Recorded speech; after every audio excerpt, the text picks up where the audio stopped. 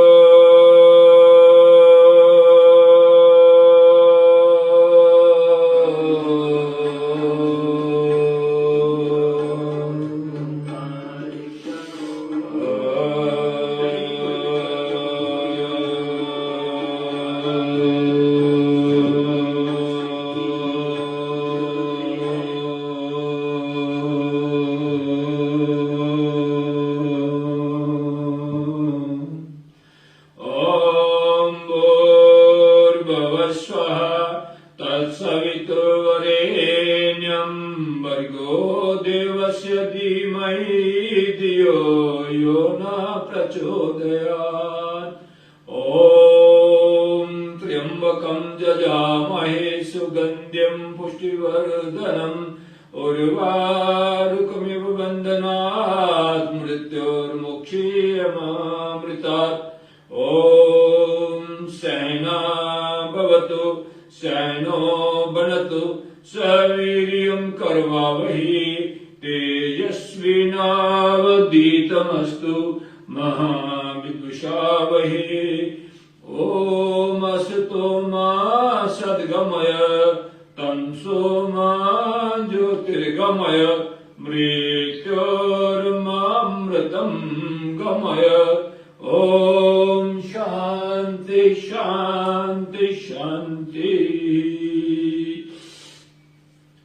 जिस ओंकार शब्द का हम सिमरन करते हैं, जिस ओंकार शब्द को हम जपते हैं, महर्षि पतंजलि जी ने उसके 20 अर्थ बताए हैं, जे हम सबको ज्ञात रहे। उनका शब्द का अर्थ सहित हम प्रतिदिन इसका सिमरन करें। अवरक्षण गति कांति प्रीति तृप्ति। अवरक्षण गति कांति प्रीति तृप्ति। अवगम प्रवेश श्रवण स्वामी अर्थ याचन क्रिया इच्छा दीप्ति आपति आलिंगन हिंसा आदान भाग वृद्धिशु, ये 20 शब्द हैं। तो इसमें अवरक्षण जो सबकी हर प्रकार से रक्षा करता है। गति, जो सब चलायमान, सबको गति प्रदान करता है। कांति, जो भगवान की से हमें आभा, प्रकाश, तेज, ज्योति मिलती है। प्रीति, जो सबसे प्रेम करता है। तृप्ति, जो सबको हर प्रकार से तृप्त करता है। अवगम, जो मन वचन कर्म से हम महिमा करते हैं वो सब जानता है। प्रवेश, जो हर जगह प्रविष्ट हो, समाया हुआ हो, पिंड से ब्रह्मांड तक हर कण कण में समाया हुआ हो। श्रवण, जो सबकी सुनता हो, वेद वाणी हमें सुनाता है, हर पल हमारी आत्मा में रहता है। स्वामी, जो सबका मालिक है।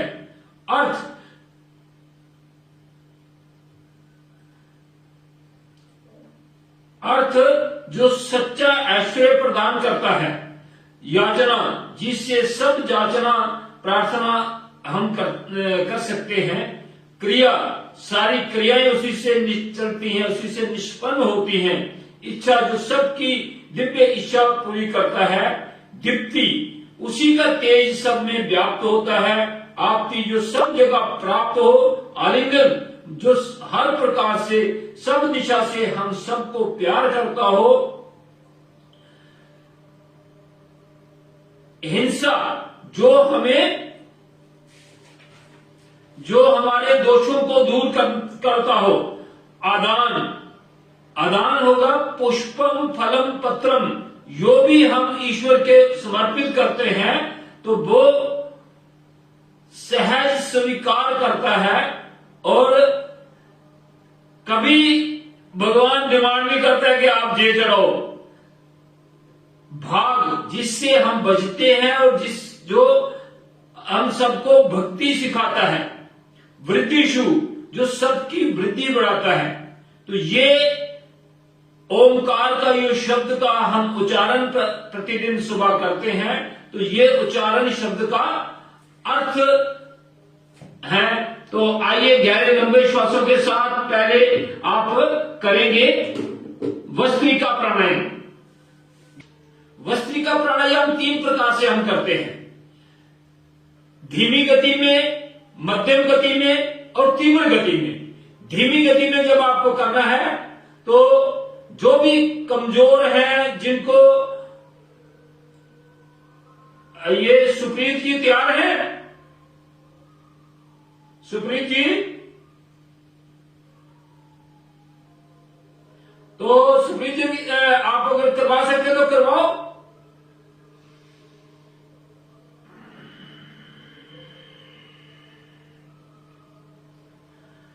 आओ चलो इकट्ठे करते हैं, फिर कोई बात नहीं। गहरा लंबा श्वास भरना, गहरा लंबा श्वास छोड़ना, ये 5 मिनट के लिए। इसको आप तेज गति से भी कर सकते हैं, मध्यम गति से भी कर सकते हैं और तीव्र गति से भी।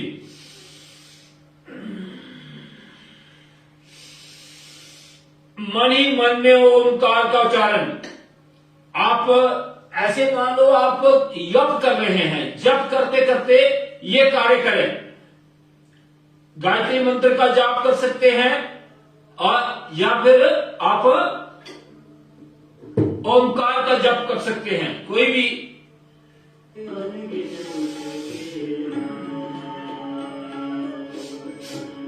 मध्यम गति।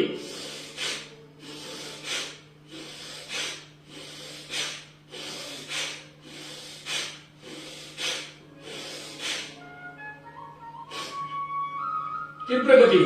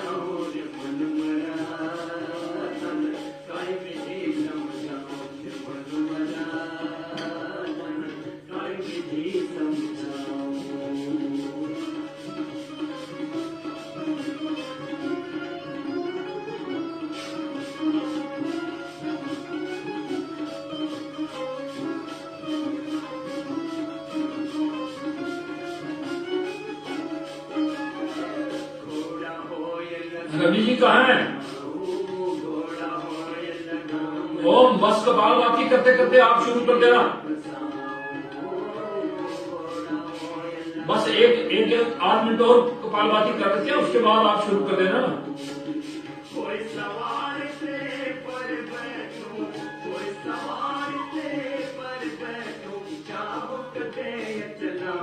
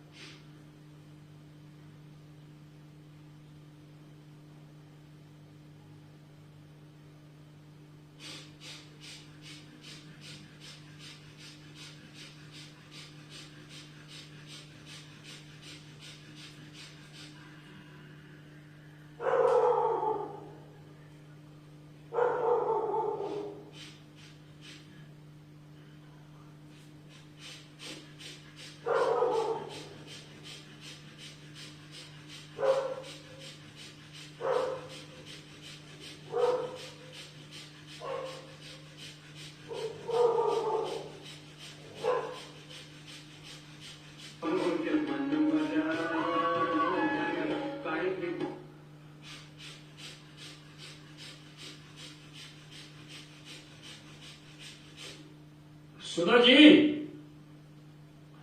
सुधा जी अपनी माइक म्यूट कर देना।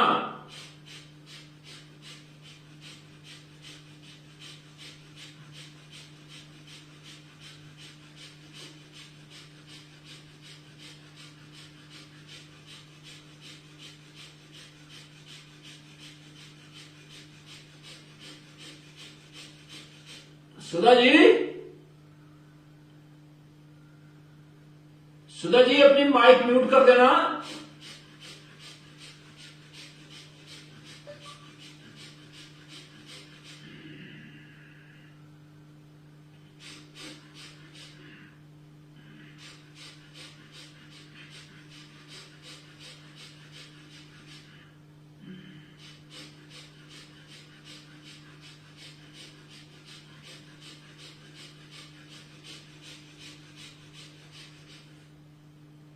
सुधा जी,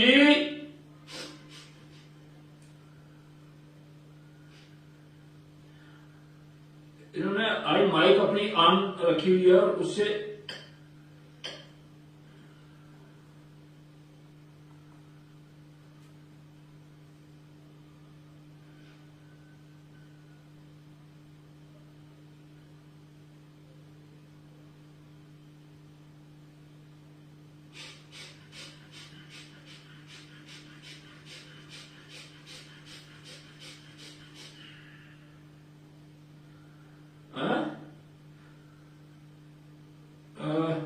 मैं कोशिश करता हूं यहां से ही काट देता हूं ना।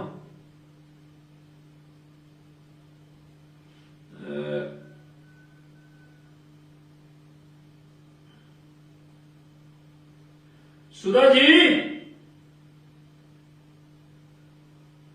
करो फोन, करो फोन।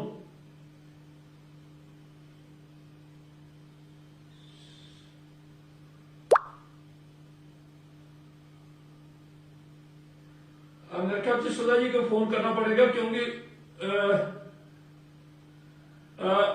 हो गई, यहां से कर दी मैंने, यहां से। तो रवि जी अब आप शुरू करवा दें, तो हम साथ में कपालभाति करते रहेंगे।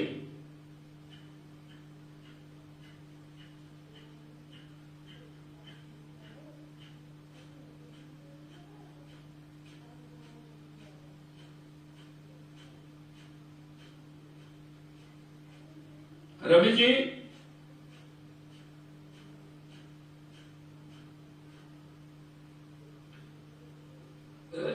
फिर शुरू कर दी।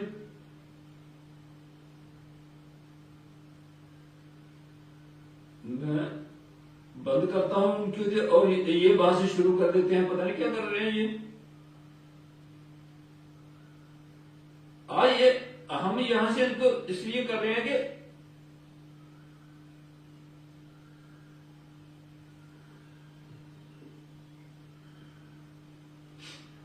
करवा दो अपना रवि जी। अच्छा अच्छा,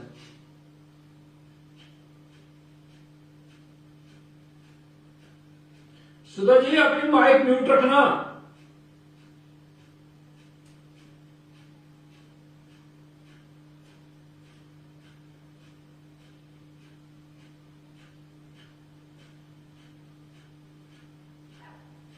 कपालभाति करते जाओ सभी।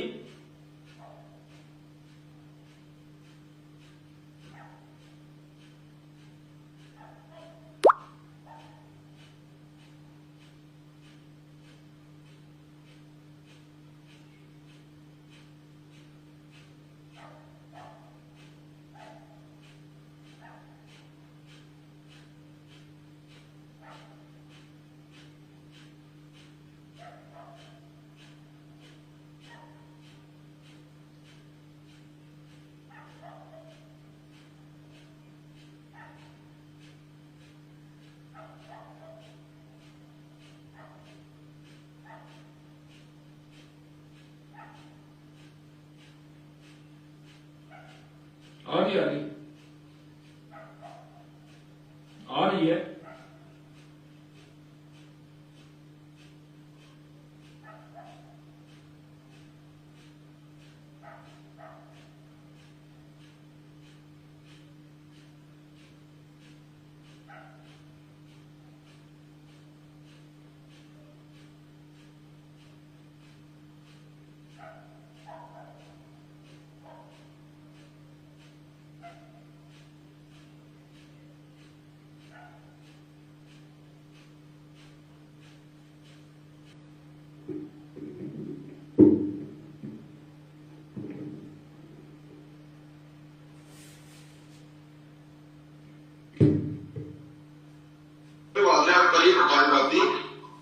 इसमें शांति ही सबसे बड़ा योग है जो आपको मिलने जा रहा है। और आपको शुरू के लिए शांत है। नहीं, आप हमको जो है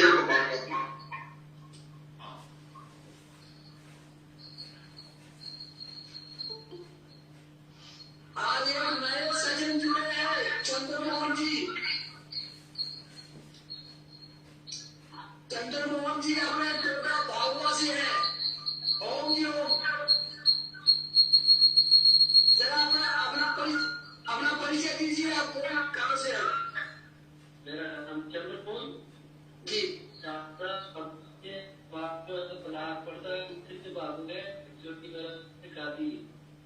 आवाज नहीं आ रही सब आप ले लेंगे लास्ट में, उनको करने दो रवि जी का। आवाज नहीं आ रही।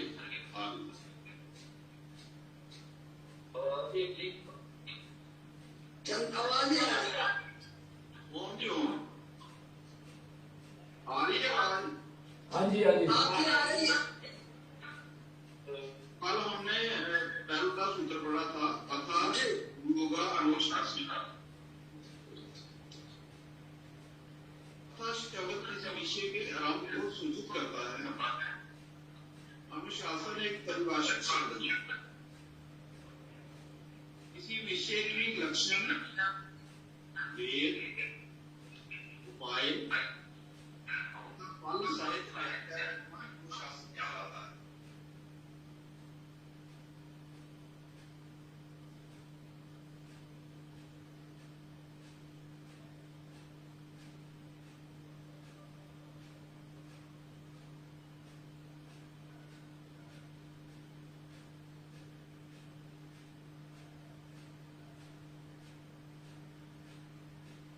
जैसे मैंने पहले बताया कि किसी विषय के लक्षण, वेद, उपाय और फल सहित व्याख्या करना अनुशासन कहलाता है।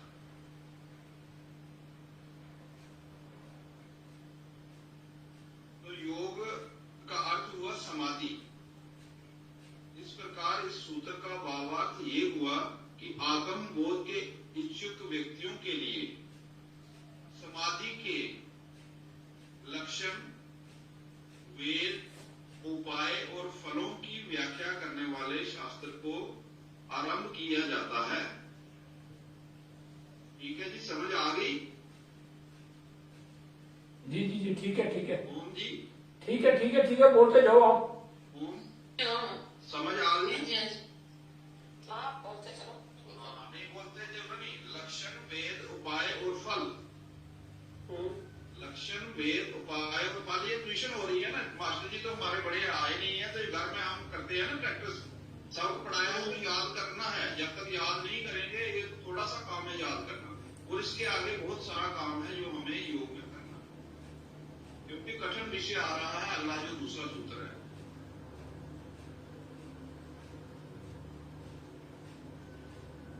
दूसरा सूत्र है योग किसे कहते हैं।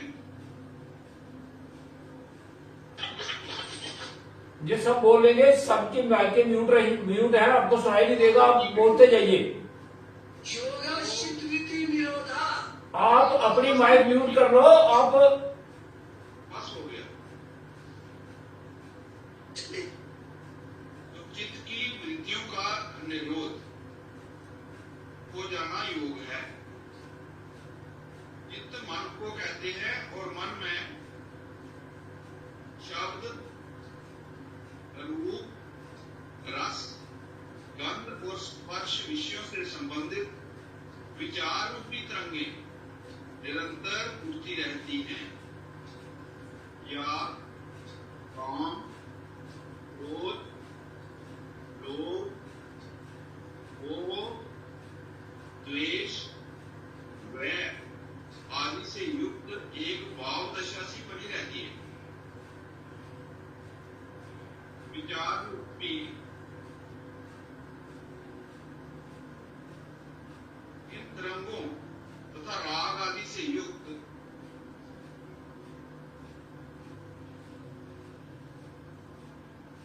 भाव देशों को काम को ही वृत्ति कहते हैं। ठीक है, जो ऊपर विचार रूपी तरंगे और राग आदि से युक्त भाव दिशाओं को ही वृत्ति कहते हैं। जब मन में शब्द आदि विषयात्मक तरंगे तथा राग आदि से युक्त ये भाव दिशाएं निरुद्ध हो जाती हैं, अर्थात रुक जाती हैं, उस अवस्था को योग कहते हैं।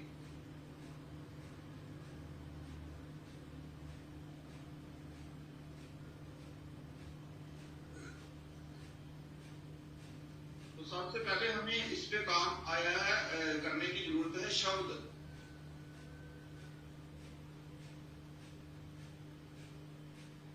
शब्द हमारे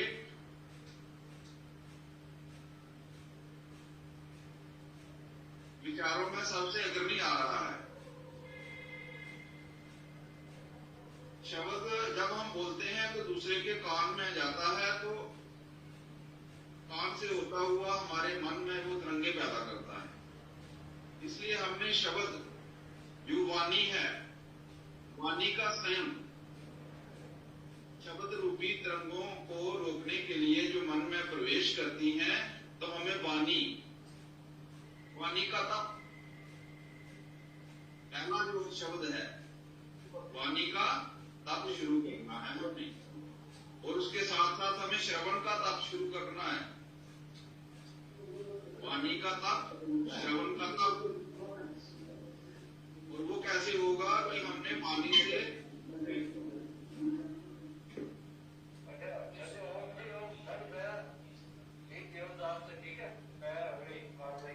ठीक है, ठीक ठीक ठीक ठीक।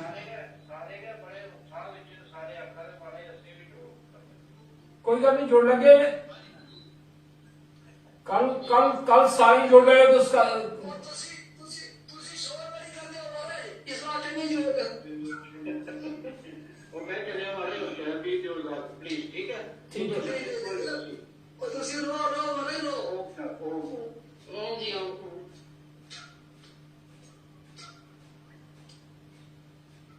हाँ, तो मैं बात कर रहा था वाणी का हमें तप करना है भाई।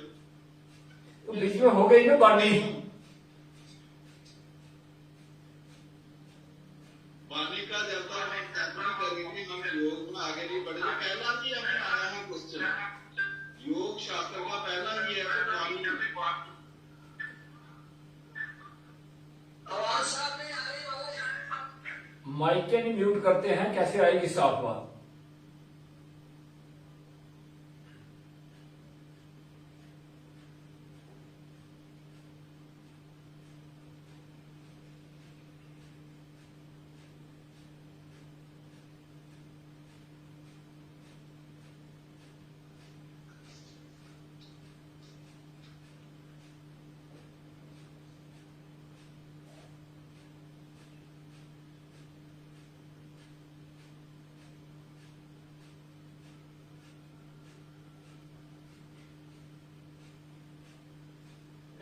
इतनी सोच नहीं है। सोन नहीं ठीक आ रही आ रही आ रही।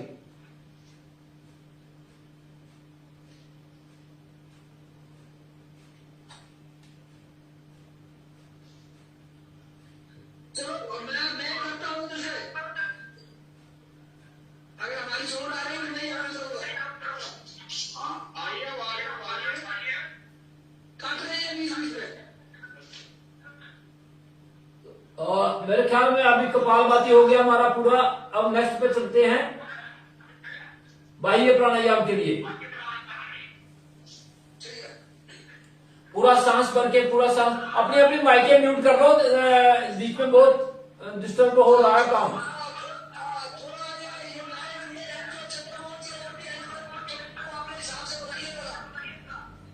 ऐसे करो, माइकें म्यूट करवा दो सबकी। मैं यहां से करता हूं, आप फिर खोल लेते हो। माइकें म्यूट रखेंगे तभी बात बनेगी। तो ये आपका, मैं भी अपनी म्यूट कर लेता हूं।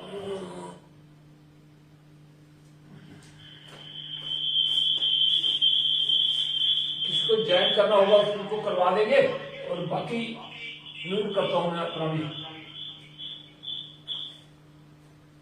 तो सभी भाई बहनों को अब, क्योंकि थोड़ा सा साउंड का डिस्टर्ब रहा, तो कल करेंगे इसका आगे। तो हमने अभी किया कपालभाति, अभी करेंगे बाह्य प्राणायाम। बाह्य प्राणायाम में जो अपना पेट भी आप इसी तरह से करना, मैं थोड़ा सा आपको बता भी देता हूं। तो इस तरह से अपने पेट को अंदर खींचना, गुदा बाग को ऊपर खींचना, इसको कहते हैं मूल बंद। और जहां से ऊपर पेट को ऊपर खींचना, ये होता है उड्डयन बंद। और ठोडी को कंठकूप के साथ लगा देना, ये होता है आपका जलंधर बंद। तो पूरा सांस भरिए, पूरे सांस को बाहर निकाल लिए, बाहर ही रोक दीजिए।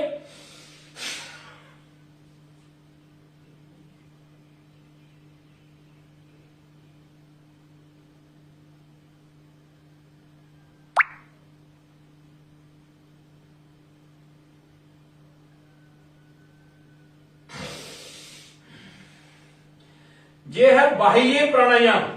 बाह्य प्राणायाम करने से आपको पाइल्स, फिस्टुला, जोन रोगों की और ये आपकी शक्ति को ऊपर की ओर खींचने में सहायक होता है।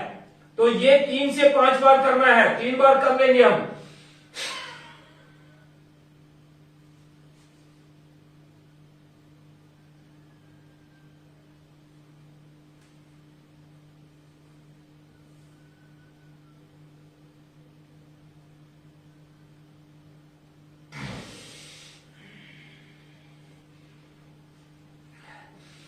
एक बार फिर से कर लेंगे।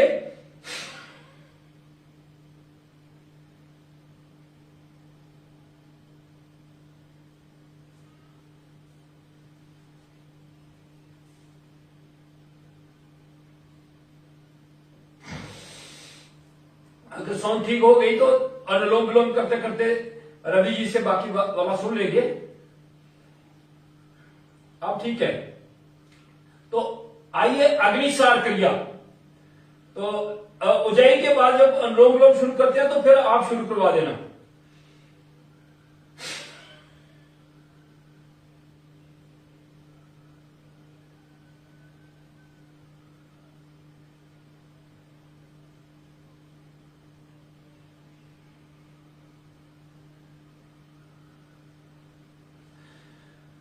अग्निसार क्रिया में पेट को हिलाना है, अंदर बाहर हिलाना, ये आपके पाचन तंत्र को मजबूत करता है।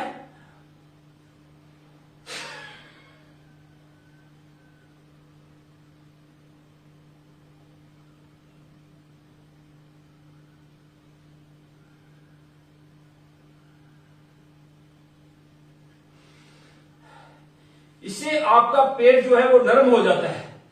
हमारा पेट नरम रहना चाहिए, पैर गर्म रहने चाहिए और सिर ठंडा रहना चाहिए।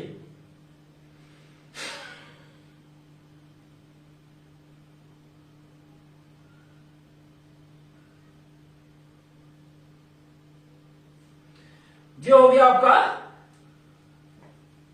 अग्निसार क्रिया। और अब करते हैं उज्जयी प्राणायाम। ये गले और थायराइड के लिए है।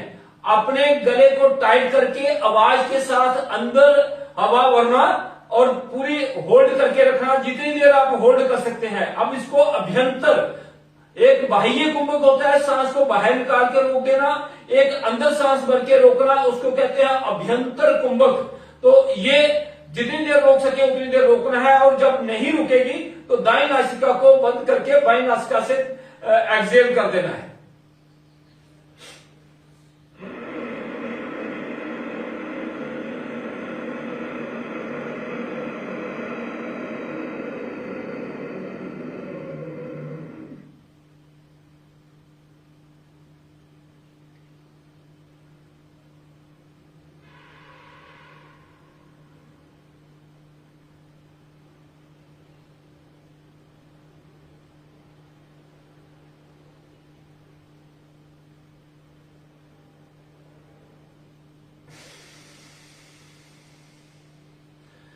तो जब शुरू में आप ऐसे भी कर सकते हैं, ऐसे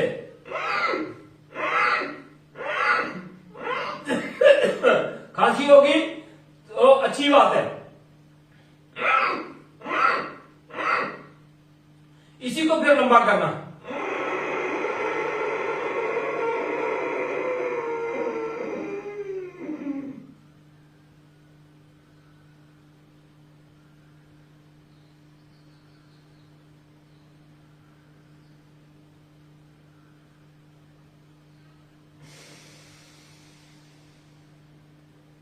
तो ये हो गया आपका अनुलोम विलोम। तो अब आपको आपका उज्जयी प्राणायाम हो गया। अनुलोम विलोम आप शुरू करते हैं। तो अनुलोम विलोम करते करते रवि जी से सुनेंगे और साथ ही अनुलोम विलोम करें। मन ही मन में आप ओमकार का जप भी कर सकते हैं, गायत्री मंत्र का जप भी कर सकते हैं और सुन भी सकते हैं, ध्यान लगाकर। पूरा ध्यान का कार्य करना यहां।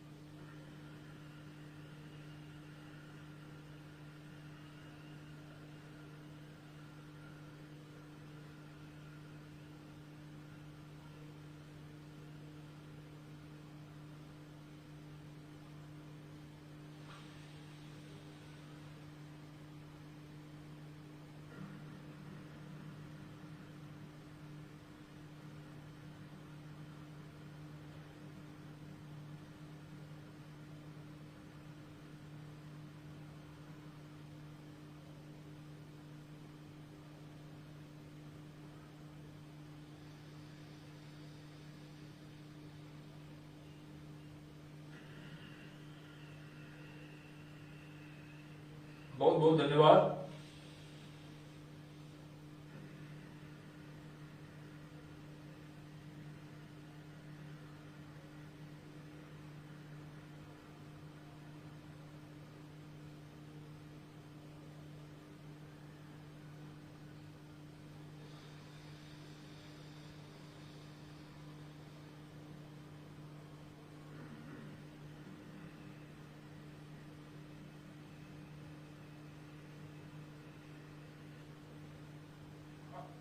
नहीं, आदमी जा सकता है, लेकिन मैं अब तो चालू दूंगा और उगाना पड़ेंगे कुछ।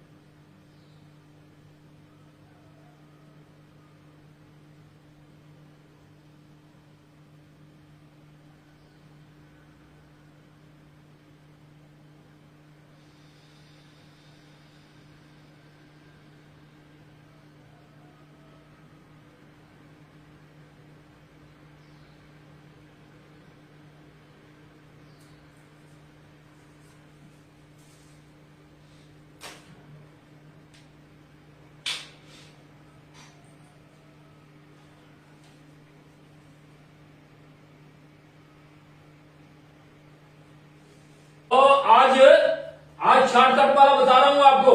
तो आइए 100 बार जंप करना है।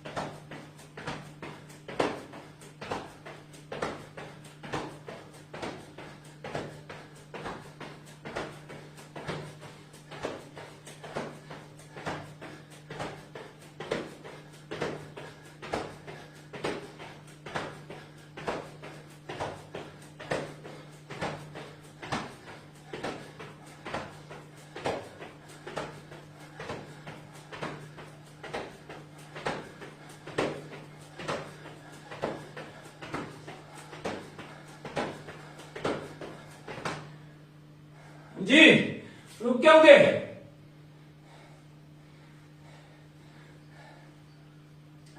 सो हो गया।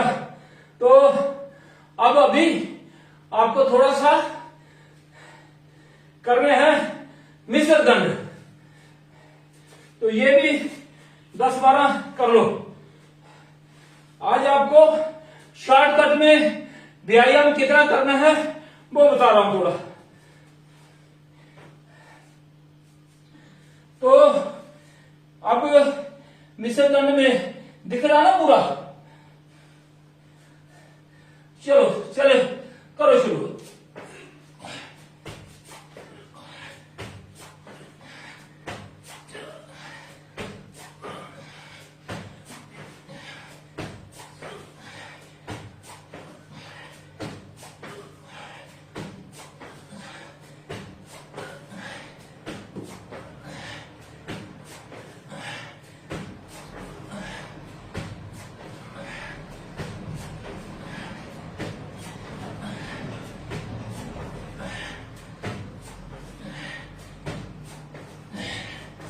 तो ये 20 हो गए।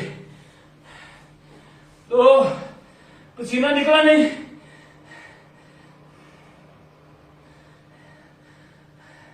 देख रहे हैं कर रहे हैं,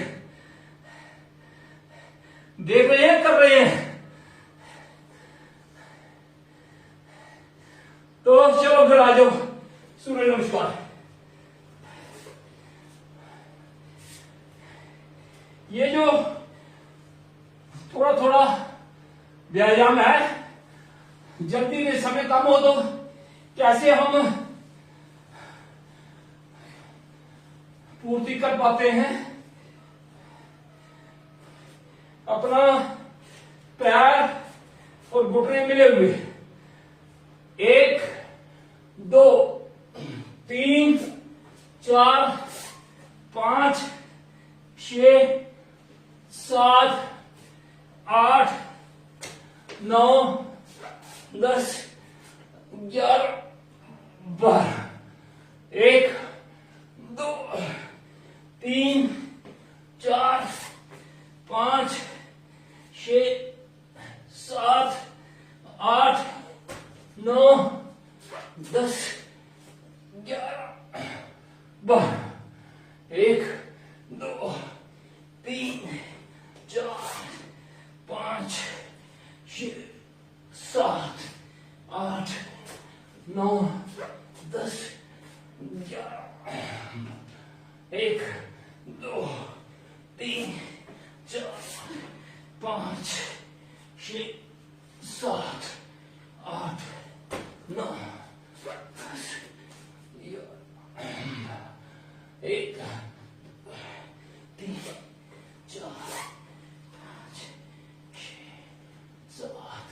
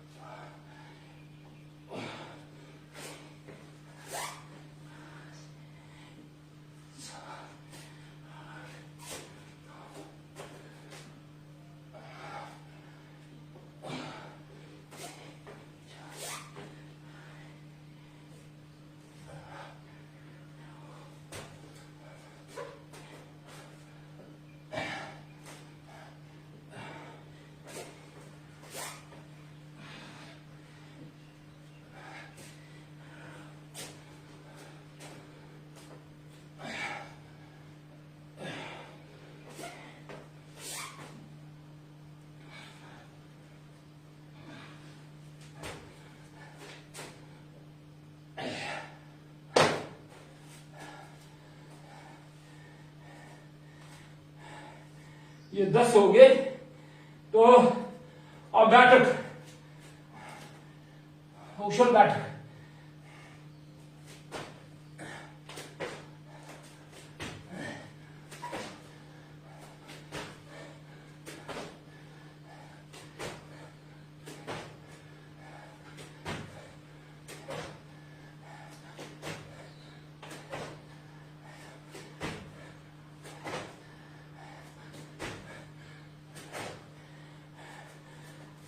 तो अब आ जाओ, थोड़े से आसन करवा देता हूं। तो क्या हुई पूर्ति? नहीं कुछ।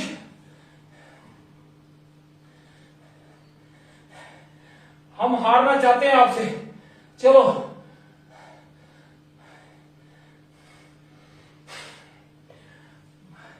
मुंडूकासन,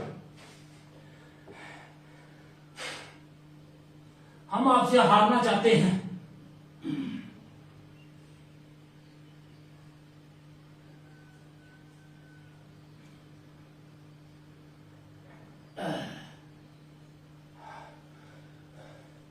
बताएंगे आज, आज जल्दी में है इसलिए आज नहीं बताएंगे। तो मंडूक आसन होता है जिनको पेट संबंधी जितने भी रोग होते हैं, किसी को कोलाइटिस होता है, किसी को आंतों में गुड़गुड़ की आवाज आती है, किसी को मधुमेह हो जाता है, किसी का लीवर फैटी होता है, ये पेट के सभी लोगों के लिए लाभकारी है। मंडूक आसन, मुट्ठी बंद करना, अंगूठा उभरा हुआ दोनों तरफ नाभि के रखना, सांस बाहर निकालना और आगे झुक जाना। ये इस प्रकार आपके पेट पर प्रेशर पड़ेगा। दृष्टि सामने रखना, कुल्ले एड़ियों पर रहे, सीना घुटनों पर, गर्दन सामने, वापस। तो अब इसका दूसरा पार्ट है, बायां हाथ नीचे दायां ऊपर, इस प्रकार। और ये आपका हो गया मंडूकासन। उसी प्रकार से जिनको कमर दर्द है उनको आगे नहीं झुकना, जिनको हर्निया है उनको पीछे नहीं झुकना। ये अब दूसरा आसन है शशक आसन, खरगोश की आकृति बनाना। सांस भरते हुए ऊपर और सांस को निकाल के ऐसे कोनियां, हथेलियां और माथा जमीन पर लगा देना। ये विनम्रता का भाव लाता है, गुस्सा शांत करता है ये आसन।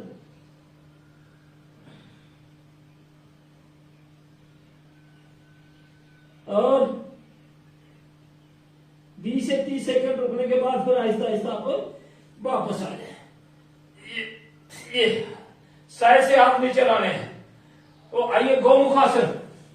गौमुखासन में एक पैर पर बैठना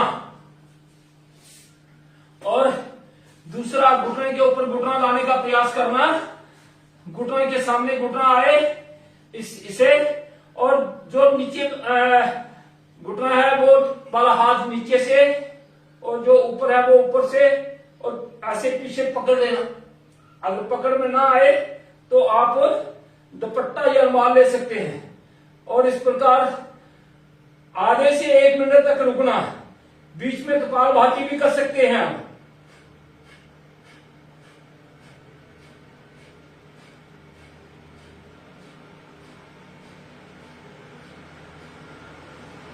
इसी प्रकार फिर दूसरी ओर से भी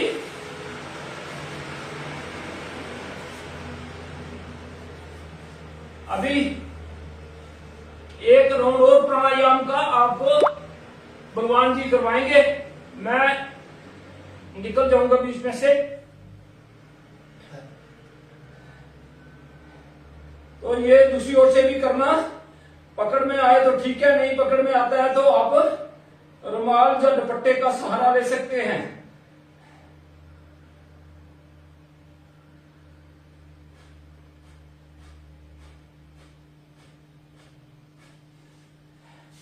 और अब बकर आसन। बकर आसन में भी इस प्रकार दोनों दंड की स्थिति कहते हैं इसको, दंड की स्थिति। दाएं पैर को घुटने को बेंड किया, दायां हाथ पीछे ले गए, बाएं हाथ को निकाला, कोनी से घुटना दबाया और दूसरा घुटना पकड़ लिया, पीछे वाले हाथ को देखा। यहां भी कपालभाति आप कर सकते हैं बीच में।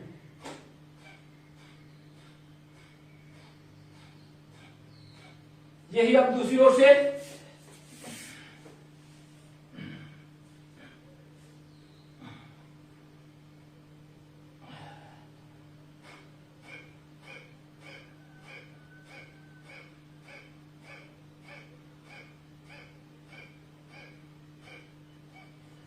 चार आसन हो गए, पांचवा आसन और आपको फिर बताता हूं, वो है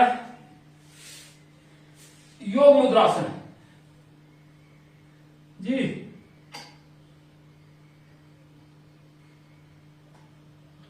बुला लेना कोई भी, कोई दिक्कत नहीं, लेकिन हाँ जुड़े हैं। तो ये यहां हाथ अपने नाभि पर रखते हुए आगे बेंड करना है और अपने आप को छोटी नीचे जमीन पर लगाने का प्रयास करना है, और फिर बीच में कपालभाति भी कर सकते हो।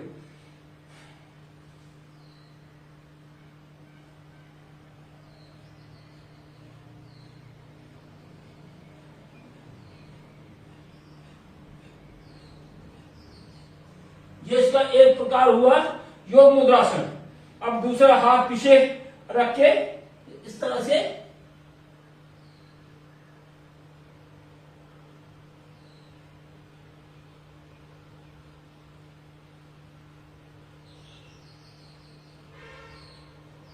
ये 5 आसन हो गए। अब जब आप 5 आसन आगे झुकने वाले किए, 2 आसन पीछे झुकने वाले करवा देते हैं ताकि बैलेंस बराबर हो जाए। तो एक है मत्स्य आसन और दूसरा है, तो मत्स्य आसन में ऐसे आपके रहेंगे, घुटने जमीन पर रहेंगे, इस प्रकार सिर को पीछे लगा देना। ये थायराइड वालों के लिए बहुत अच्छा है, इनफर्टिलिटी वालों के लिए इस तरह से।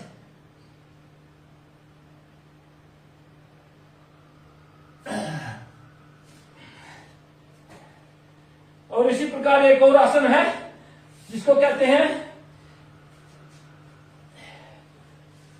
वज्र सुप्त आसन। वज्र आसन में सोना, इस प्रकार ये अपना आसन है ब्रह्मचार्य आसन। ब्रह्मचार्य आसन में एड़ियां बाहर आ जाती हैं और गुदा भाग जो है वो जमीन के साथ स्पर्श करता है, और जहां से ही आप इस तरह से सुप्त वज्रासन भी कर सकते हैं। ऐसे कपालभाति चाहो तो बीच में कर सकते हैं। ये हो गया आपका सुप्त वज्रासन। तो सुप्त वज्रासन, सुप्त वज्रासन ये इनफर्टिलिटी के लिए भी बहुत अच्छा है, ये थायराइड के लिए भी बहुत अच्छा है। और जितने हम आसन आगे झुकने वाले करते हैं तो पीछे झुकने वाला भी होता है, तो उससे बैलेंस बराबर हो जाता है। तो अभी अपने भाई आपको भ्रामरी उद्गीत प्रणव में करवा देता हूं, और उसके बाद फिर थोड़े से आसन आपको करवाएंगे। जब प्राणायाम करना होगा तो वो करवाएंगे भगवान जी। तो भ्रामरी उद्गीत प्रणव ये लगभग 10 मिनट का रहेगा। तो इसमें 3-3 बार हम करेंगे भ्रामरी उद्गीत प्रणव, क्योंकि हमने आज प्राणायाम पहले कर लिए।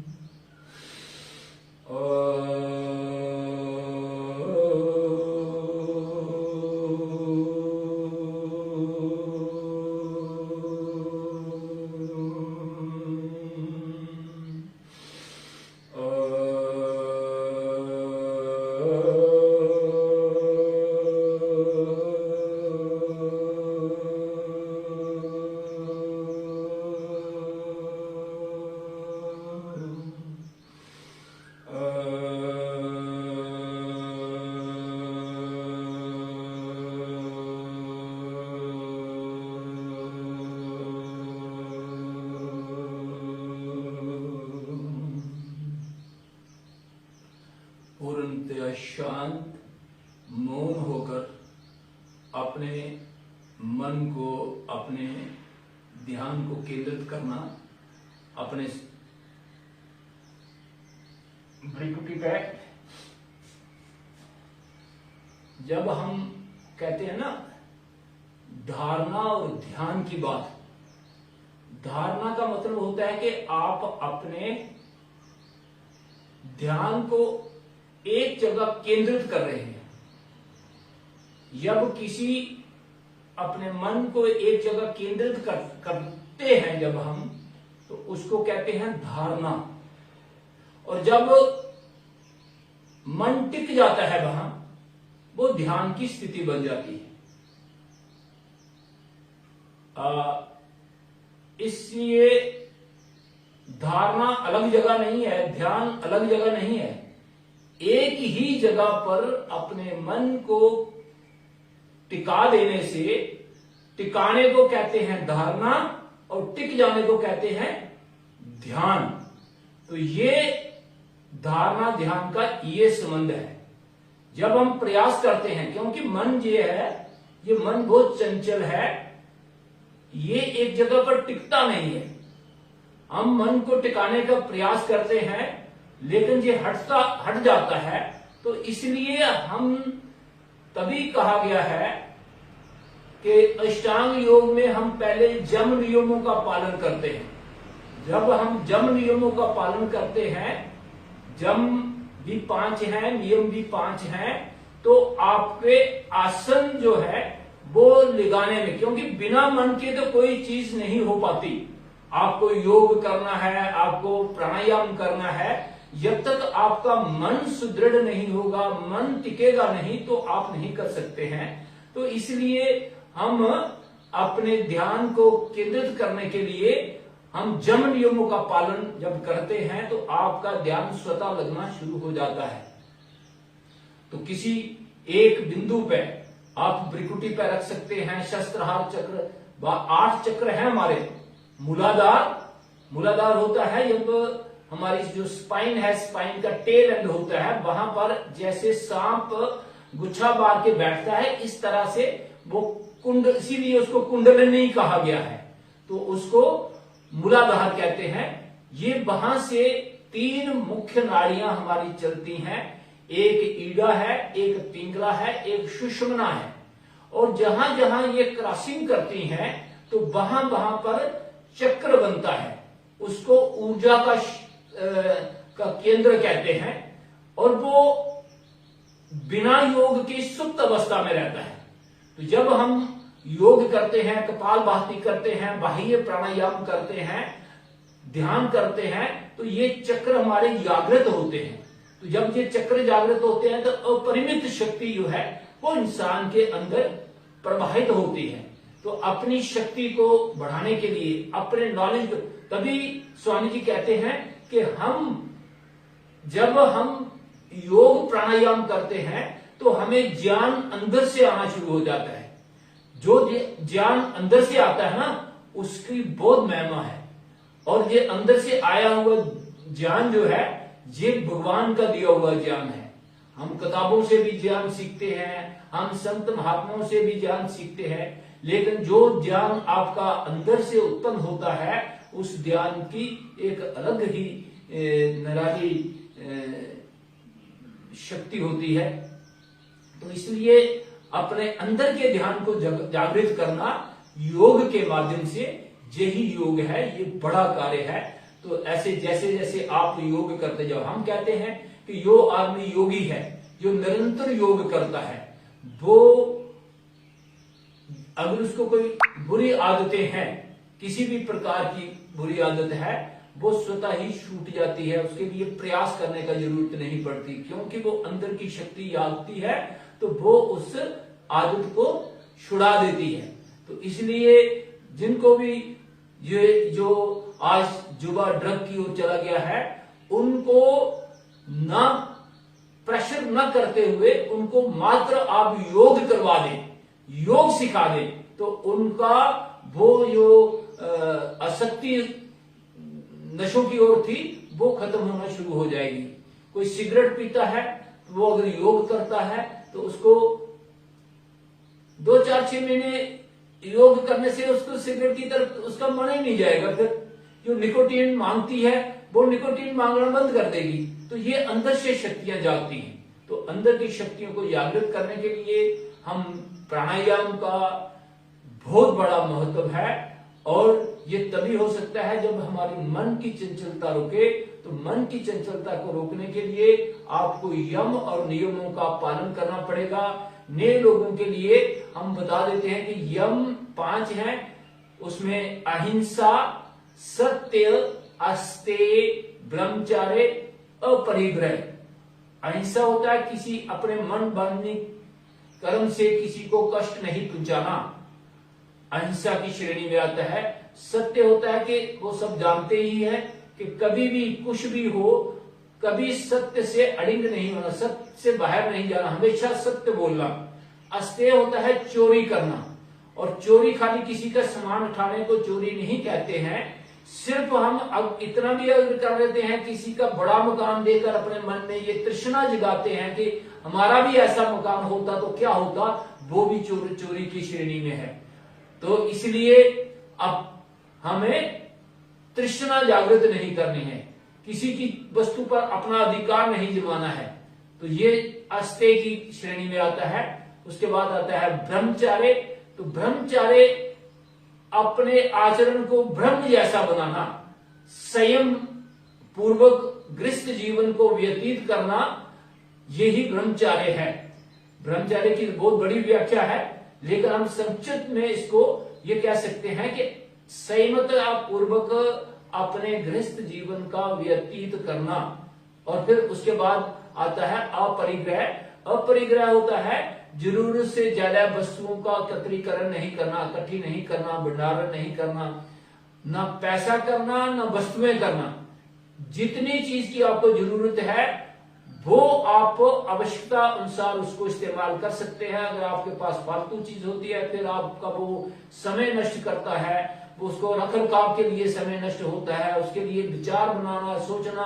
तो ये उस चीज से बचने के लिए हम जितनी हमें किसी चीज की जरूरत है उतना आप उसको इस्तेमाल करो, बाकी समाज के सेवा में लगा दो। उसके बाद फिर आता है नियम। तो नियम भी आपके 5 हैं। 5 नियमों में शौच होता है सफाई, स्वच्छता, अपने मन की, तन की और पूरे वातावरण की स्वच्छता रखना, ये शौच है। शौच के बाद आता है संतोष। संतोष होता है कि जो भी आपको मिल गया वही उसी पर अपने आप को तसल्ली रखना। संतोष से बड़ा सुख कोई नहीं है, सबसे बड़ा सुख है संतोष। संतोष के बाद आता है तप। तप आता है, देखो आप सुबह 3:30 पौने 4 बजे उठते हैं, फिर आप नहाते धोते हैं, योग करने के लिए आते हैं, तो ये भी तप है। तप यानी किसी चीज का जो संकल्प लिया उस संकल्प को पूरा करना। तप के बाद आता है स्वाध्याय। स्वाध्याय होता है अपने आप को जानना, मैं क्या हूं, ये ईश्वर ने किस लिए भेजा है। और स्वाध्याय के बाद साथ साथ अपने शास्त्रों का अध्ययन करना, शास्त्रों में क्या क्या हमें नियम बताए गए हैं उनका पालन करना। स्वाध्याय के बाद आता है ईश्वर प्रणिधान। जो भी कार्य करो, जो भी सेवा करो, जो भी, तो वो सब ईश्वर के प्रति समर्पित कर दो। तो ये यम नियमों का पालन जब हम करेंगे तो सारी चीजें स्वतः अंदर से घटित होना शुरू हो जाएगी और आप एक बहुत ऊंची पदवी आपको हासिल होना शुरू हो जाएगी योग के क्षेत्र में। तो ये योग एक कहने को तो 2 शब्दों का मेल के, और हम ये कह देते हैं कि किसी 2 चीजों को जोड़ने को योग कहते हैं। तो इसके साथ इन 2 चीजों के साथ जुड़ते हम ईश्वर के साथ जुड़ जाते हैं। तो अपना ध्यान, मौन, प्रकार प्रतिदिन आप एक संकल्प लें कि मुझे 1 घंटे के लिए मौन रहना है, कोई बात नहीं करनी है। तो ये मौन भी एक बहुत बड़ा आपका ध्यान लगाने के लिए बहुत अच्छी चीज है। तो आप मौन से भी ध्यान कर सकते हैं। तो अपने हाथों को ऊपर उठाकर अच्छी तरह से मसल लीजिए और हाथों की उष्मा अपने चेहरे पर देते हुए